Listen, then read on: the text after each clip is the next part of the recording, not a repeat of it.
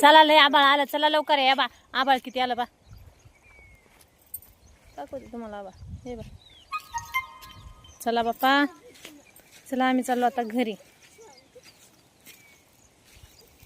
म्हैस किती मस्त पाण्यात बसली पा. तिला निर्मळ पाणी सोडून दिलं आणि त्या दारात जाऊन बसली. चला लवकर लवकर रे नमो. चला चला चला सोनताई चल. टंबू पाह इकडे बा, काय घेतलं तू हातात? कशाला ते बंदूक घेतली बाप्पू? ओ मला मारते काय? मारू नको बाया बंदूक. तर दाजी लेखली मी.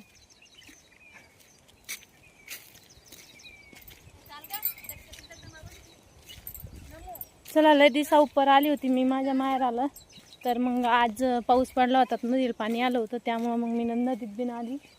तर नदीत एवढं करमू लागलं का, एवढं मस्त वातावरण हिरवंगार असल्यामुळं. तर चला म्हणलं आता फिरून येऊ मस्त. देवदर्शन झालं आणि देवदर्शन मी शेतात आल्यावर म्हणजे माहेराला आल्यावर नेहमी मी शेतामध्ये दर्शनाला येतेच म्हणजे येते. चला हे नदीचा चढायला लागलो. हां मनाला नाही बोलत मी.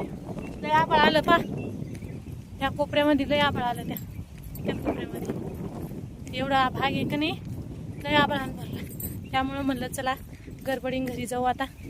आज कसं आहे गाडी आणली नाही आम्ही पावसामुळं, तर त्यामुळं आज आम्हाला पायीच जाणं आहे. तर चला म्हणलं आपण पटकन घरी जाऊ. पायी जायचं म्हणलं तर अर्धा तास लागतो, कारण वाया लिमगाव ह्या शेजारी आमचं शेत आहे, त्यामुळं आम्हाला अर्धा तास लागतो जाण्यासाठी घरी. तर ह्या साईडनं बाकी आभाळ आलंय, वारं पण सुटलंय आता. चला पोरी हो, लय वारं पाऊस आलाय. आपण जेवढं कन जाऊ तेवढं लवकर घरी पोहोचू पाण्याच्या अगोदर. खरं पप्पी देते का? बरं चला भावांनो, तर बाय.